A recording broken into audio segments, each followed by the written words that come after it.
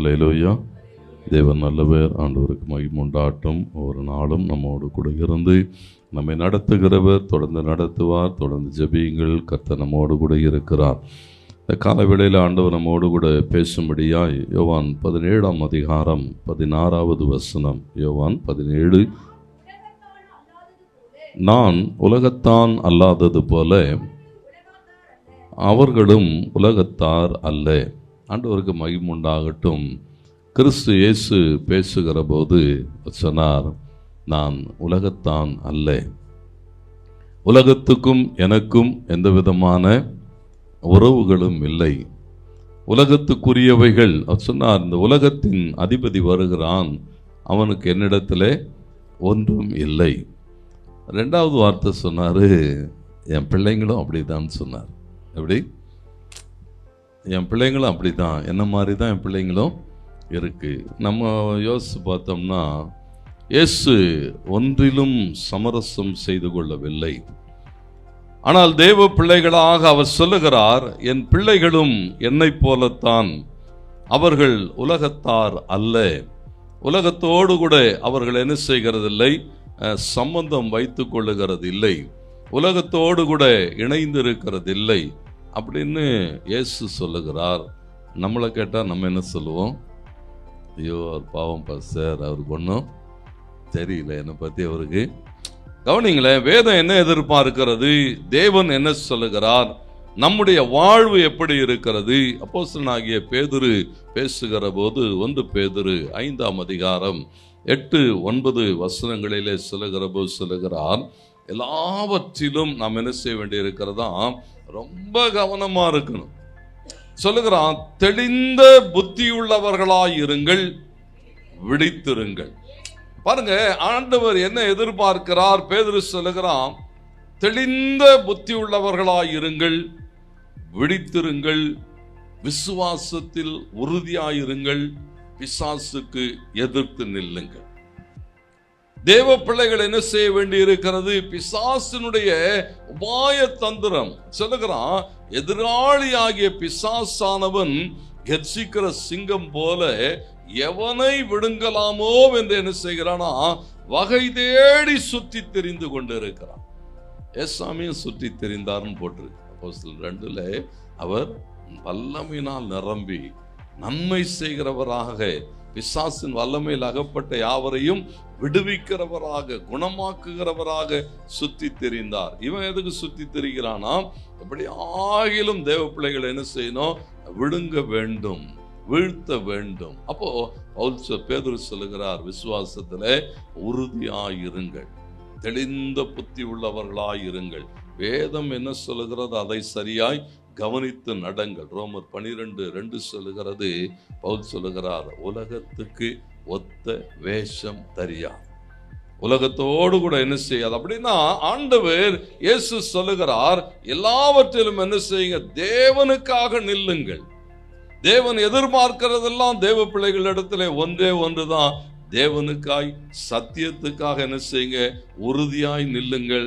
எதோடு கூட என்ன செய்யாதீங்க, காம்ப்ரமைஸ் பண்ணாதிருங்கள். No compromise. ஆண்டவர் என்ன எதிர்பார்க்கிறார்னா, சரின்னா சரிதான். கர்த்தருக்கு மகிமை உண்டாகட்டும். எல்லாரும் எதிர்த்து நின்னாலும் சரி என்று சொன்னால் அது என்னதான், சரிதான். அதிலே உறுதியாய் நில்லுங்கள். தவறுன்னு சொன்னா எல்லாரும் தவறின் பக்கம் நின்றாலும் நாம் என்ன செய்ய வேண்டி இருக்கிறதா, தேவனுக்காக. ஆண்டவர் அதை தான் எதிர்பார்க்கிறார். கர்த்தருக்கு மகிமை உண்டாகட்டும். எல்லாரும் எதிர்த்து நின்றாலும் ஒரு நாள் சத்தியம் ஜெயிக்கும், ஒரு நாள் நீதி ஜெயிக்கும், ஒரு நாள் உண்மை என்ன செய்யும், ஜெயிக்கும். அன்னைக்கு எல்லாம் தலைகீழா மாறி போகும். ஆண்டவர் அதை தான் எதிர்பார்க்கிறார். உண்மையின் பக்கம், சத்தியத்தின் பக்கம், தேவனின் பக்கம், தேவனுடைய வார்த்தைகளின் பக்கம் என்ன செய்யுங்க, நில்லுங்கள், காம்ப்ரமைஸ் பண்ணாதிருங்கள். இல்ல, எல்லாரும் இப்படி சொல்லுகிறார்கள், எல்லாரும் அவைகளை பின்பற்றுகிறார்கள். அதனால தான் அவர் சொல்லுகிறார், திரளான ஜனங்களை பின்பற்றி என்ன செய்யாதே போகாதிருங்கள். விரிவான வாசலிலே நடவாதிருங்கள். தேவன் எதிர்பார்க்கிறவைகளிலே கடந்து போங்கள். யோபு சொல்லுகிறார். யோபு 27 அதிகாரம் 5வது வசனத்திலே யோபு பேசுகிற போது, நீங்கள் பேசுகிறது நீதி என்று நான் ஒத்துக்கொள்வது எனக்கு தூரமாயிருப்பதாக. நீ பேசுறதெல்லாம் சரின்னு நான் என்ன செய்ய முடியாது, என்னால ஒத்துக்கொள்ள முடியாது. என் ஆவி பிரியும் மட்டும் என் உத்தமத்தை என்னை விட்டு விலக்க மாட்டேன். 6வது வசனம், என் நீதியை என்ன செய்திருக்கிறேன், கெட்டியா பிடிச்சிருக்கிறேன். அதை ஒரு காலம் என்ன செய்ய மாட்டேன். பாருங்க, இந்த உறுதி, தேவனுக்கான உறுதி இருக்கு பாருங்க. எந்த சூழலிலும், ஒருவேளை இவங்க சொல்ற மாதிரி இருக்குமோ, நண்பர்கள் எல்லாம் வந்து சொன்னாங்க, சொல்றான், நீ 1000 சொல்லு, நான் என் உத்தமத்தை என்ன செய்ய மாட்டேன், நான் விடுகிறது இல்லை. நீ பேசுகிறவைகளுக்கு நான் என்ன செய்கிறது இல்லை, காம்ப்ரமைஸ் ஆகிறேன். நாம பல நேரங்கள் என்ன செய்யறோம்னா காம்ப்ரமைஸ் ஆகிறோம். யோபு சொல்லுகிறான், இல்லை என்னால் என்ன செய்ய முடியாது, உங்களுடைய வார்த்தைகளோடு கூட என்னால் ஒத்து போக முடியாது. யோபு 33:3 அவன் சொல்லுகிறான், என் இருதயத்தில் இருக்கிற உண்மையை என் வாய் என்ன செய்யுமா, பேசும் என்று சொல்லுகிறான். ஏன்னா என் இருதயத்திலே எவ்வளவு உண்மை இருக்கிறதோ அதுதான் என்ன செய்யுமா, என் வார்த்தைகளிலே வழிபடும். அதுக்கு இதுக்கு கொஞ்சம் கூட என்ன செய்யாது, மாற்றம் இருக்காது என்று சொல்லுகிறான். நான் அறிந்ததை என் உதடுகள் என்ன செய்யுமா, சுத்தமாய் வசனிக்கும்னு சொல்லுகிறான். மாற்றம் இருக்காது. கர்த்தருக்கு மகிமை உண்டாட்டம். ஆண்டவர் என்ன எதிர்பார்க்கிறான்னு சொன்னா, நாம் என்ன செய்கிறோம், ஆட்களுக்கு ஏற்றபடி, சமயங்களுக்கு ஏற்றபடி, சூழ்நிலைகளுக்கு ஏற்றபடி நம்மை நாம் என்ன செய்கிறோமா, அப்படியே அதுக்கேற்றபடி தகவமைத்துக் கொள்ளுகிறோம். வேதம் என்ன எதிர்பார்க்கிறதுன்னு சொன்னா, எந்த சூழலிலும் உறுதியாய் நில்லுங்க. இன்னைக்கு சபை எப்படி இருக்குன்னு சொன்னா, சபை உலகத்தோடு கூட சமரசம் செய்திருக்கிறது. அநேக சபைகளிலே உலகம் உள்ள வந்துட்டது, உலகத்தினுடைய காரியங்கள் உள்ளே வந்துட்டது. உலகம் சொல்லுகிறபடி இன்றைக்கு சபைகள் என்ன செய்கிறதா, தங்களை மாற்றிக்கொண்டு இருக்கிறது. இன்றைக்கு தேவ பிள்ளைகள் எப்படி இருக்கிறாங்கன்னு சொன்னா, பாவங்களோடு கூட சமரசம் செய்து கொண்டார்கள். இதெல்லாம் பாவம் இல்லைங்க. இதெல்லாம் ஒரு காலத்துல எவைகளெல்லாம் பாவம் என்று பேசப்பட்டதோ அவைகளெல்லாம் இன்றைக்கு என்ன சொல்லுகிறான், இதெல்லாம் பாவம் இல்லை, இதெல்லாம் குற்றம் இல்லை, இதெல்லாம் ஒரு பெரிய அக்கிரமா, இதெல்லாம் ஒரு பெரிய அக்கிரமம் இல்லை. ஏன்னு சொன்னா, தேவ பிள்ளைகள் இன்றைக்கு என்ன செய்கிறார்களா, பாவத்தோடு கூட சமரசம், காம்ப்ரமைஸ் ஆயிட்டான். ஆண்டவர் என்ன எதிர்பார்க்கிறார், இன்றைக்கு அநேக ஊழியங்கள் என்ன செய்கிறது சொன்னா, உலகத்தோடு கூட காம்ப்ரமைஸ் ஆயிட்டது. தேவராஜ்யத்தின் செய்தியை அறிவிக்கிற சுவிசேஷங்கள் இல்லை, தேவனுக்காக பேசப்படுகிற அந்த வார்த்தைகள் இல்லை, எல்லாம் நின்று போயிட்டது. ஏன்னு சொன்னா, உலகத்தோடு கூட என்ன செய்துட்டான், காம்ப்ரமைஸ் ஆயிட்டான். ஆண்டவர் என்ன எதிர்பார்க்கிறான்னு சொன்னா, யாரோடும் காம்ப்ரமைஸ் ஆகாது. தேவனுக்காக தேவனுடைய காரியங்களுக்காக நீங்கள் நிற்க முடியுமானால் ஆண்டவர் உங்களை ஆசீர்வதிக்கிறதுக்கு அவர் உண்மை உள்ளவர். எந்த சூழலிலும் பாருங்க, காம்ப்ரமைஸ் ஆன ஒரு மனுஷனை நான் உங்களுக்கு காண்பிக்கிறேன். அவனை நமக்கு எப்படி தெரியும்னா, ஆசீர்வதிக்கப்பட்டவனாகத்தான் தெரியும். அவன் ஜெபம் பண்ணா கர்த்தர் கேட்பாருன்னு தான் தெரியும். யோசபாத்தை குறித்து நமக்கு என்ன தெரியும், யோசபாத் ஜெபம் பண்ணா கர்த்தர் கேட்பார். யோசபாத்தோடு கூட தேவன் என்ன செய்தார், இருந்தார். என்னோடு கூட 2 நாளாகமம் 17 அதிகாரம் 3வது வசனத்தை வாசியுங்கள். பாருங்க, அங்கே யோசபாத் எப்படி இருந்தானாம், கர்த்தர் யோசபாத்தோடு கூட இருந்தார். அவன் பாகால்களை தேடாமல் தன் தகப்பனாகிய தாவீது முன்னாட்களில் நடந்த வழிகளில் நடந்து ஆண்டவருக்காக வைராக்கியமாய் நிற்கிறான். ஒவ்வொரு நாளும் தேவனோடு கூட நடக்கிறான், தேவனுக்கான காரியங்களை செய்கிறான். 9வது வசனம் சொல்லுகிறது, தேவனுடைய செய்தியை என்ன செய்தானா, தேசமெங்கும் கொண்டு போகிறான். வேத புத்தகத்தை கையில வைத்துக் கொண்டு யார் ஆண்டவர், யார் ஆண்டவருடைய காரியங்கள் என்ன, எப்படிப்பட்டவைகள் என்று சொல்லி என்ன செய்கிறானா, யூதா முழுவதும் எல்லா பட்டணங்களிலும் திரிந்து என்ன செய்து கொண்டிருக்கிறார்கள், ஜனங்களுக்கு போதித்துக் கொண்டு இருக்கிறான். தேவனோடு கூட ஒரு பெரிய ஐக்கியம். ஆண்டவர் அவனை என்ன செய்கிறாரு, ஆசீர்வதிக்கிறார். தொடர்ந்து அந்த 13வது வசனம் வரைக்கும் பார்த்தீங்கன்னா, சுற்றுப்புறத்தாரில் இருந்து ஒரு யுத்தமும் இல்லை, எல்லாரும் பயப்படுகிறார்கள் யோசபாத்தை பார்த்து. ஏன்னு சொன்னா, ஒரே ஒரு காரியம், கர்த்தர் யோசபாத்தோடு கூட இருந்தார், யோசபாத் கர்த்தரோடு கூட இருந்தார். இதுதான் பிரதானம். ஏன் ஆசீர்வதிக்கப்பட்டான்னு சொன்னா, தேவனோடு கூட நடக்கிறான், தேவனுடைய காரியங்களை செய்கிறான், ஆண்டவருக்காக வைராக்கியமாய் நின்று கொண்டு இருக்கிறான். அவன் மற்றவர்களைப் போல என்ன செய்யவில்லையா, பாகால்களை தேடவில்லை. இதே நிலைமையில போயிருந்தா பிரச்சனை இல்லை. ஆனா வார்த்தை சொல்லுது, நீங்க 2 நாளாகமும் 18:1 வாசிக்கிற போது, யோசபாத்துக்கு மிகுந்த ஐஸ்வர்யமும் கனமும் உண்டாயிருந்தது. பாருங்களேன், எவ்வளோ ஆசீர்வாதம், எவ்வளோ மேன்மை எல்லாம் இருந்தது. இங்கே யோசபாத் என்ன செய்கிறான்னு சொன்னா, ஆகாபோடு கூட ஒரு ஃப்ரெண்ட்ஷிப், ஆகாபோடு கூட என்ன செய்கிறானா, ஒரு உறவு வைத்துக் கொள்ளுகிறான். யார் இந்த ஆகாப்? ஆகாபை குறித்து வேதம் என்ன சொல்லுகிறது? ஆகாபோடு கூட இவனுடைய தொடர்பு எப்படிப்பட்டதாய் மாறுகிறது? ஆகாபனுடைய குடும்பத்தை, ஆகாபனுடைய தன்மைகளை உணர்ந்து கொள்ளணும்னா அவன் ஒய்ஃபை பத்தி சொன்னாலே போதும். அவன் ஒய்ஃப் யாரா? யேசபேல். யேசபேலை குறித்து சொன்னாலே நமக்கு என்ன தெரியும்? ஆகாபனுடைய வரலாறு தெரியும். நீங்க 1 ராஜாக்கள் நீங்க வாசிங்கன்னா 21ஆம் அதிகாரம் 4வது வசனத்திலிருந்து போடப்பட்டிருக்கிறது. யேசபேல் எப்படிப்பட்டவள் என்று சொன்னால், பொய் சொல்லுகிறவள், ஏமாற்றுகிறவள், கொலை செய்கிறவள், தீர்க்கதரிசிகளை கொல்லுகிறவள், இதெல்லாம் அவளுடைய லிஸ்ட். அந்த குடும்பத்தோடு கூட யார் போய் சேருகிறதா? தேவ பிள்ளை, தேவனுக்காக வைராக்கியமாய் நிற்க வேண்டியவன் யாரோடு கூட தொடர்பு வைத்துக் கொள்ளுகிறான், நட்பு பாராட்டுகிறான். ஆகாபோடு கூட போய் என்ன செய்கிறானா, பேசுகிறான், உறவு கொள்ளுகிறான், அவனோடு கூட நட்பு. யாக்கோபு 4:4 யாக்கோபு கடினமான வார்த்தைகளை பயன்படுத்துவார். பயன்படுத்திட்டு சொல்லுவாரு, உலக சிநேகிதம் தேவனுக்கு விரோதமான பகை என்று சொல்லுவார். ஏன்னா உலகத்தோடு கூட இணைந்து இருக்கிறான், உலகத்தினுடைய காரியங்களோடு கூட காம்ப்ரமைஸ் ஆயிட்டான். பரவாயில்ல, நீ நானும் ஒண்ணுதான், நீ நானும் ஒண்ணுதான், பரவாயில்ல, நீ 10 கோத்திரம், நான் 2 கோத்திரம். இதுதான் அன்னைக்கு இருந்த சூழல்கள். என்னன்னா, நீ இஸ்ரவேல், நான் யூதா, அவ்வளவுதான், ஒன்றும் பெரிய வித்தியாசம் இல்லை. ஆனால் இஸ்ரவேல் எப்படிப்பட்டதாக இருந்தது என்று இந்த வேத பகுதிகள் சொல்லுகிறது. தேவனை விட்டு தூரம் போன ராஜாக்கள் இஸ்ரவேலை ஆண்டு கொண்டு இருந்தார்கள். ஆண்டவர் என்ன எதிர்பார்க்கிறார் சொன்னா, நீ யாரோடு கூட சம்பந்தம் கலந்திருக்கிறாய். சங்கீதம் 1:1 சொல்லுகிறது, துன்மார்க்கருடைய ஆலோசனை, பாவிகளுடைய வழி, பரியாசக்காரன் உட்காரும் இடம். ஆண்டவர் சொன்னார், இதெல்லாம் உன் வாழ்க்கை என்ன செய்யாது, காம்ப்ரமைஸ் ஆயிட்டான். பரவாயில்லங்க, இது ஒன்றும் பிரச்சனை கிடையாது, அவனும் ஒண்ணுதான், நானும் ஒண்ணுதான். இல்ல இல்ல, அது சொல்லுகிறார், நீ வேற, அவன் வேற. ஆகாபோடு கூட என்ன செய்தான்னு போட்டிருக்கு தெரியுமா? சம்பந்தம் கலந்தானா. பொண்ணு கொடுத்து பொண்ணு எடுத்து, அப்படித்தானே, சம்பந்தம் கலந்தானா என்ன செய்தான்? உறவாடுகிறான், ஐக்கியம் கொள்ளுகிறான். வேதம் என்ன எதிர்பார்க்கிறது சொன்னா, பவுல் சொல்லுகிறான் 2 கொரிந்தியர் 6 வாசிக்கிற போது 14-15 வசனங்கள் சொல்லுகிறது, அந்நிய நுகத்தில் அவிசுவாசிகளோடு கூட பிணைப்படாதிரு.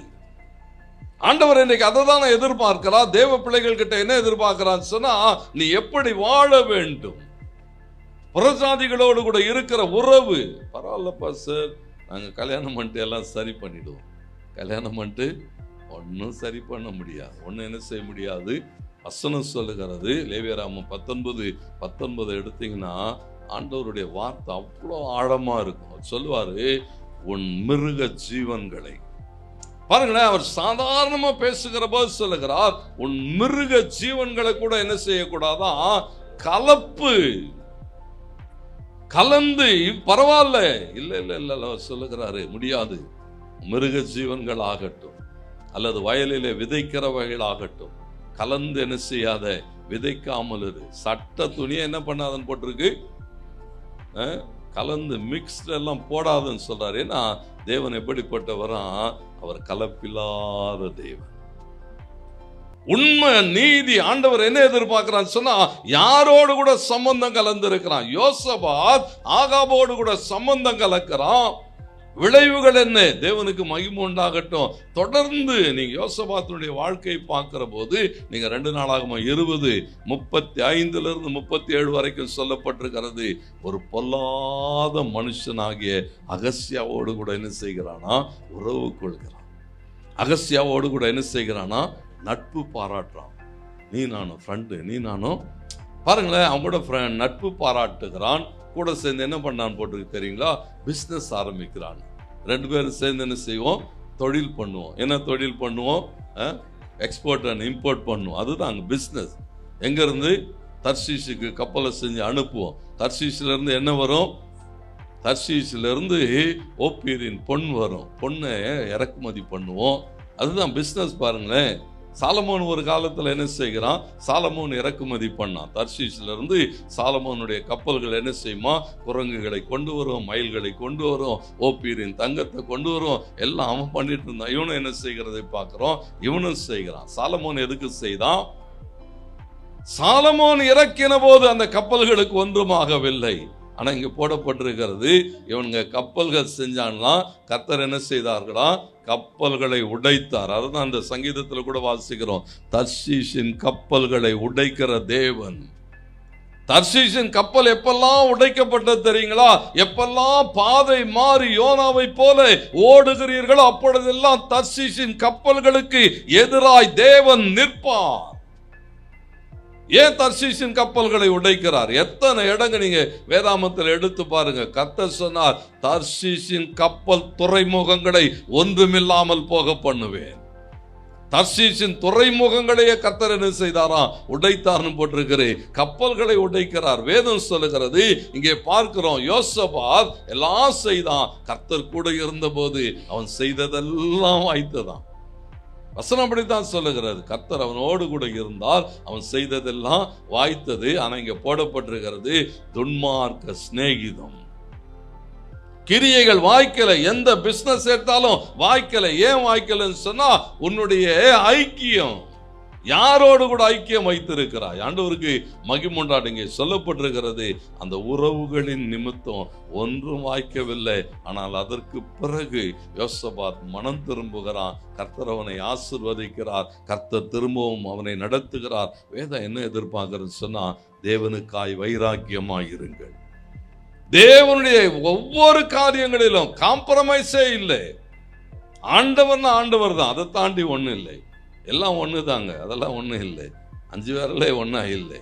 5 விரலுக்கும் வேற வேறு பேர் இருக்கு. 5 விரலுக்கும் வேற வேற காரியங்கள் இருக்கு.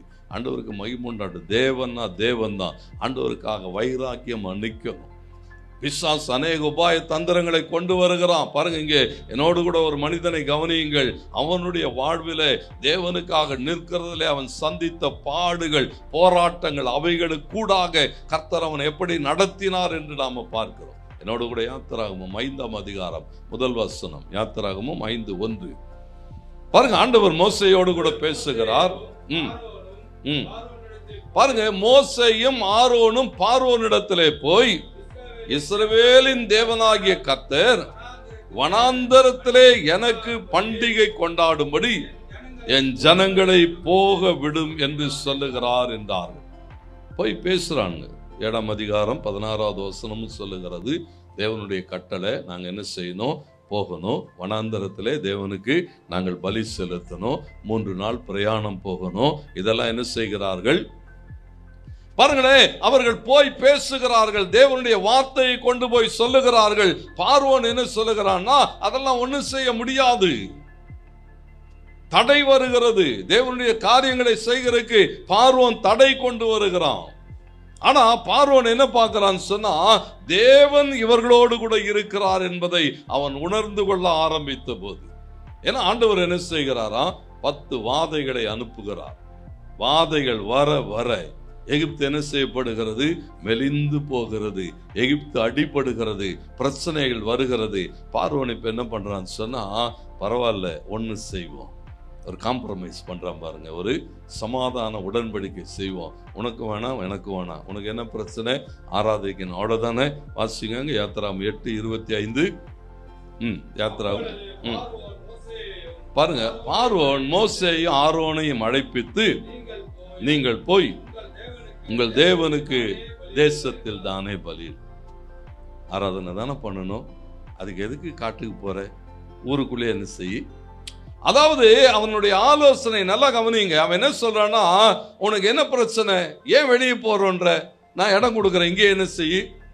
இங்கே ஆராதனை செய்ய. எதுக்கு வனாந்தரத்துக்கு போனோம்? 3 நாள் பிரயாணம் போகணும். பேசாம என்ன செய்ய? இங்கே ஆராதனை செய். நாம என்ன செஞ்சிருப்போம்? பரவாயில்ல, இந்த யோசனை கூட நல்லா இருக்கு, எதுக்கு அவ்வளோ கஷ்டப்பட்டு இங்கேருந்து 3 நாள் இந்த லட்சம் ஜனங்களை கூப்பிட்டு போயிட்டு, பரவாயில்ல இங்கே என்ன செய்யலாம், ஊருக்குள்ளே இடம் தரன்றான், பிரச்சனை இல்லாமல். ஆனால் மோசே சொல்லுகிறான் பாருங்க அடுத்த வார்த்தை, அதற்கு மோசே அப்படி செய்யலாகாது. அவன் சொல்றான், இது நமக்கு சரிப்பட்டு வராது. ஏன்னா தேவனுடைய திட்டம் வேறு, தேவனுடைய வார்த்தை வேறு. தேவனுடைய வார்த்தையில நான் என்ன செய்ய முடியாது? வெளிப்படுத்தல் 22 வாசித்து பாருங்கள், கடைசி வசனங்கள் சொல்லுகிறது, தேவனுடைய வார்த்தையில் ஒரு வார்த்தையை கூட்டாதே, ஒரு வார்த்தையை குறைக்காதே, அட்ஜஸ்ட் பண்ணாதே, காம்ப்ரமைஸ் பண்ணாதே. அவர் யாரா? மாரநாதா. அந்த வார்த்தைகள் அவன் சொல்லுகிறான், அப்படி முடியாது. ஏன்னா தேவன் எங்களுக்கு என்ன கட்டளையிட்டு இருக்கிறார்னா, நீங்க வனாந்தரத்துக்கு போகணும், 3 நாள் பிரயாண தூரத்திலே போகணும், அங்கே போய் ஆராதனை செய்ய வேண்டும். பார்வோன் அடுத்த காம்ப்ரமைஸ் பண்ணுகிறான். இந்த வசனம் சொல்லுகிறது 27வது வசனத்துல பார்க்கிறோம்.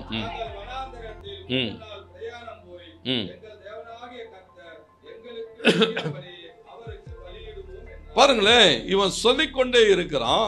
பார்வோன் அடுத்து ஒரு காம்ப்ரமைஸ் வைக்கிறான். 28வது வசனம், கர்த்தருக்கு பலியிட போங்க, ஆனா என்ன செய்யாதீங்க, ரொம்ப தூரம் போவாத. ரொம்ப தூரம் எதுக்கு பிரயாசப்படுற? ஒன்னும் ஊருக்குள்ள செய், இல்லைன்னா என்ன செய், கொஞ்ச தூரத்திலே பக்கத்திலே, உனக்கு எனக்கும் ரொம்ப உறவு தாண்டி எங்கேயோலாம் போகாத, பக்கத்திலே என்ன செய்.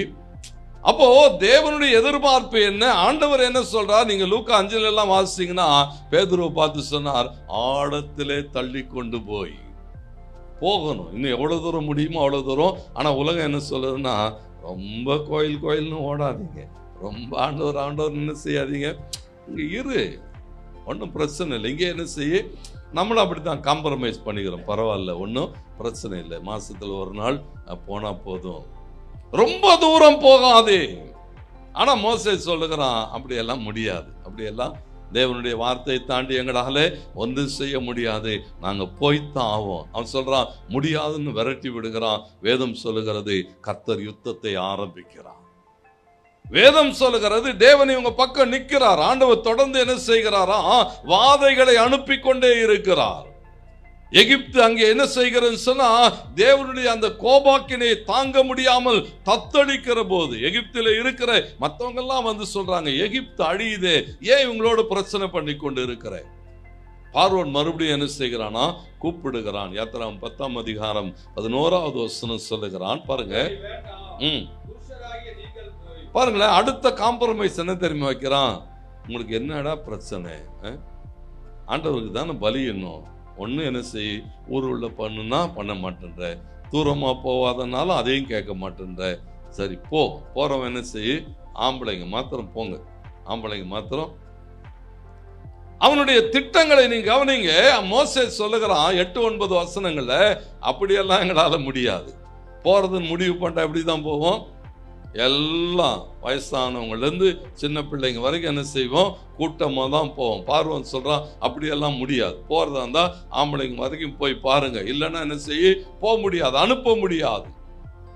பாருங்க, சமரசங்கள், காம்ப்ரமைஸ் ஒன்றன் பின் ஒன்றாக வந்து கொண்டே இருக்கிறது. மோசே சொல்றான், முடியவே முடியாது.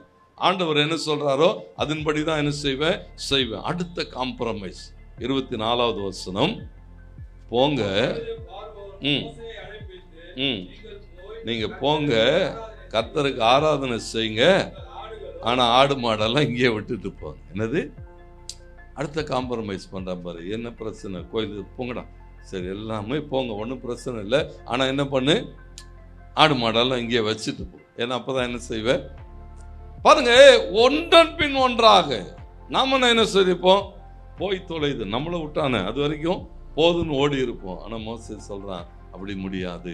26வது வசனம், ஒரு குழம்பும் என்ன செய்கிறது இல்லை, பின் வைக்கப்படுகிறது இல்லை.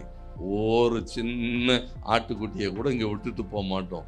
போறதுன்னு முடிவு பண்ணிட்டா கூட்டமாதான் போவோம்.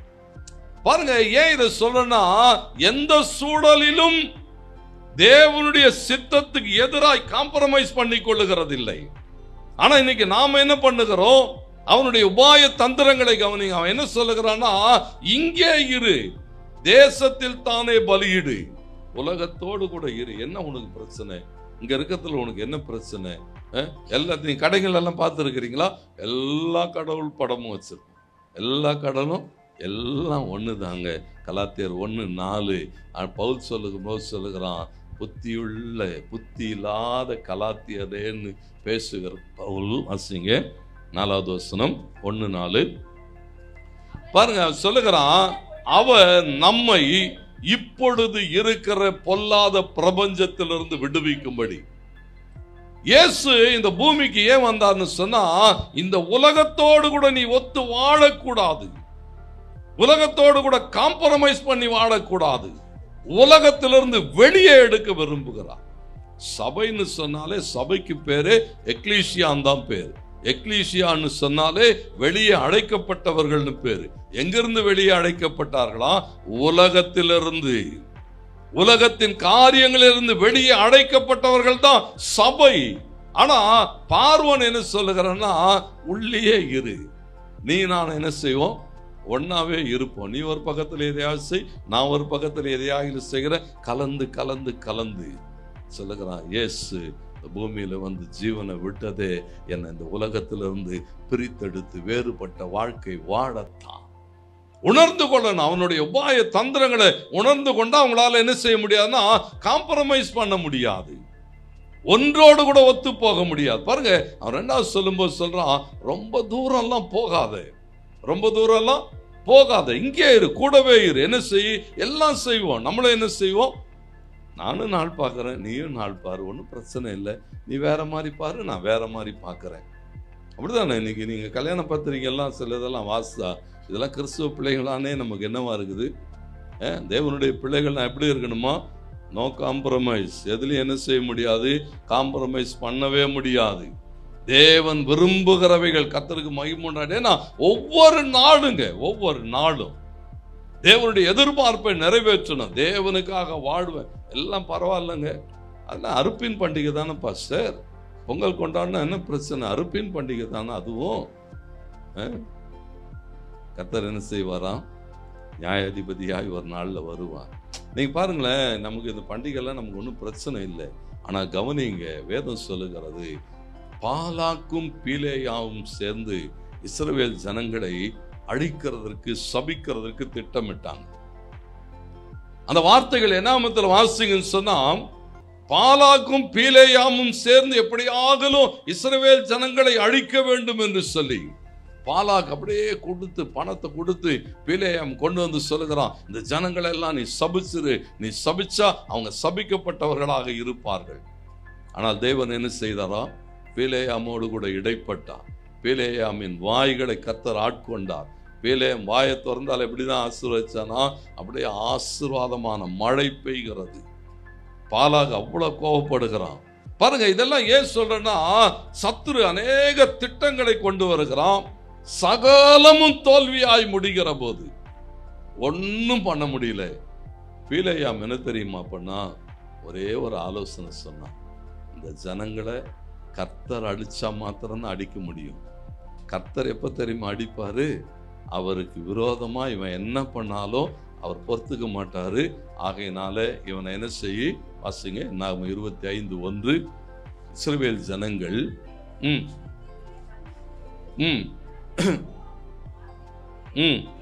வேசித்தனம் பண்ண தொடங்கினார்கள்.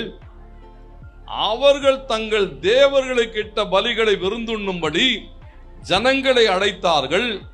ஜனங்கள் போய் புசித்து, பாருங்களே சத்துரு என்ன ஒரு திட்டம் வைத்திருக்கிறான்னு சொன்னா, பீலேயாம் சொல்லிட்டு போறான், இந்த ஜனங்களை அழிக்கணும்னு சொன்னா ஒன்னே ஒண்ணுதான், தேவனுக்கு விரோதமாய் உலகத்தோடு கூட காம்ப்ரமைஸ் பண்ணவை.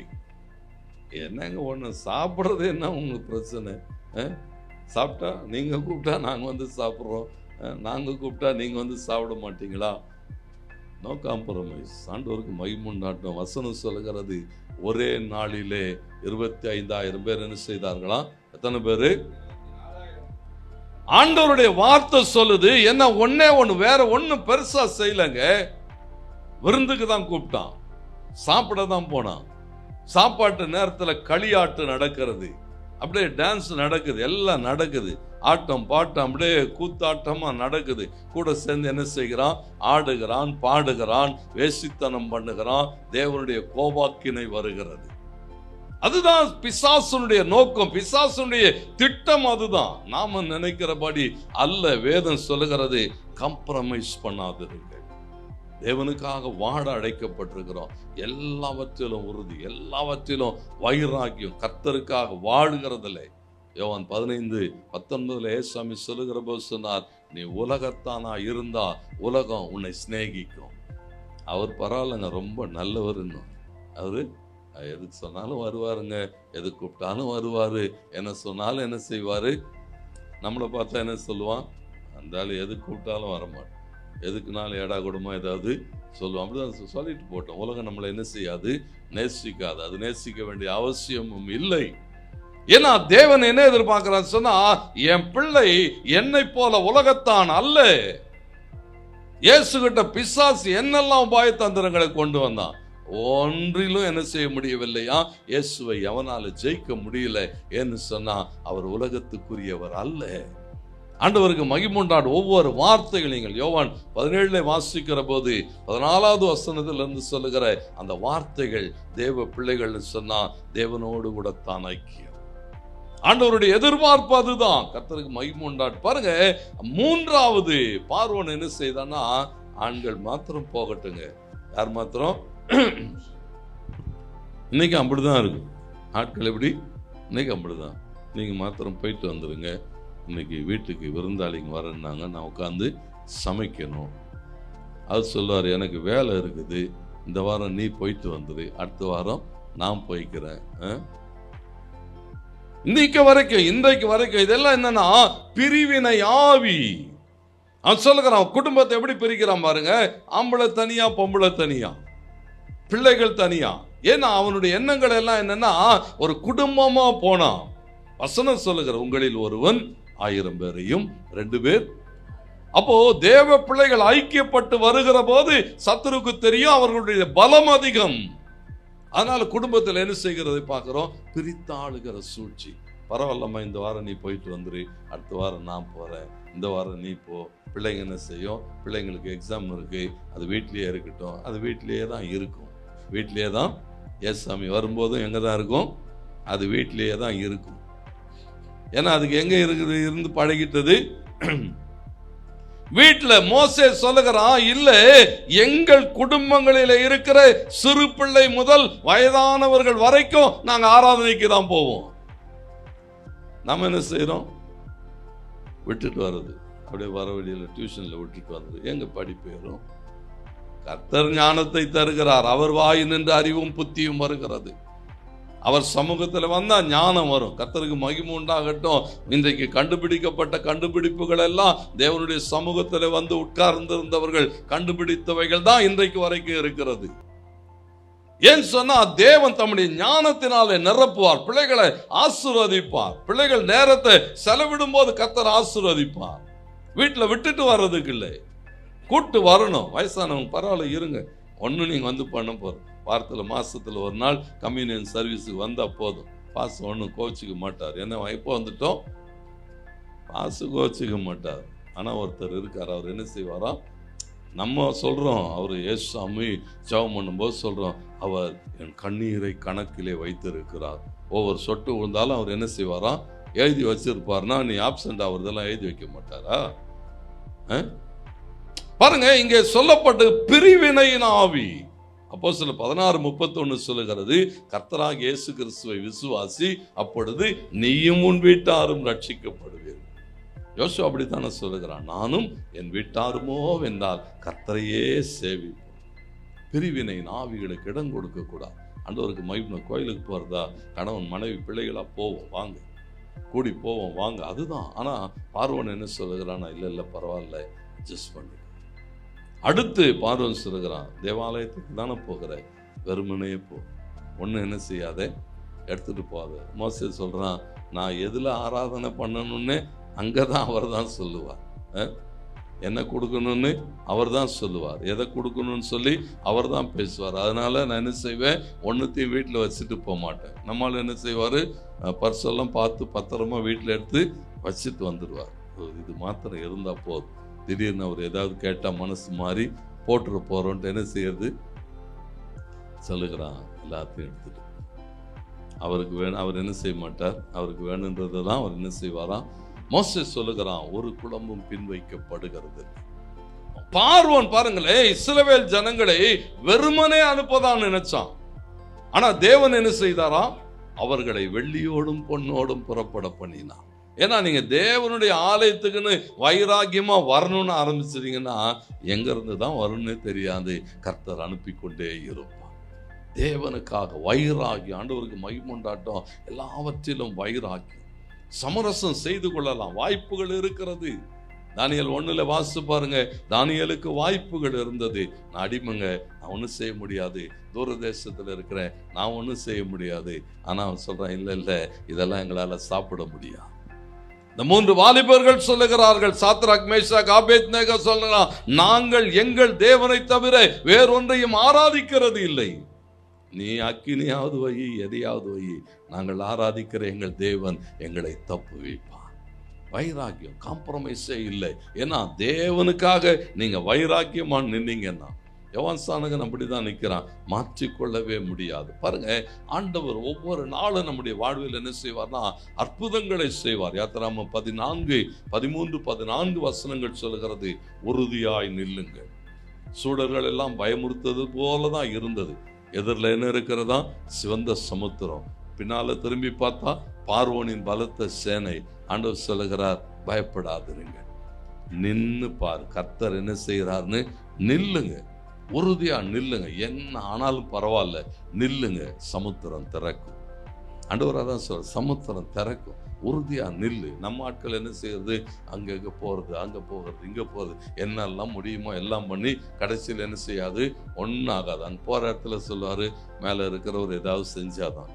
அதை தான் நாங்களும் சொல்றோம், முதல்ல இங்கேயே நில். அவர் என்ன செய்வாரு, ஏன்னா தேவனுக்காக நீங்கள் வைராக்கியமாய் நிற்கிற போது என் வேதம் சொல்லுகிறது, அவர் ஒரு நாள் கைவிட மாட்டார். அவர் சொல்லுகிறார், நான் உலகத்தான் அல்ல, என் பிள்ளைகளும் உலகத்தார் அல்ல. உலகத்தோடு கூட சமரசம் செய்யாதிருங்கள், கர்த்தருக்காக நில்லுங்கள், கர்த்தர் பெரிய காரியங்களை செய்வார்.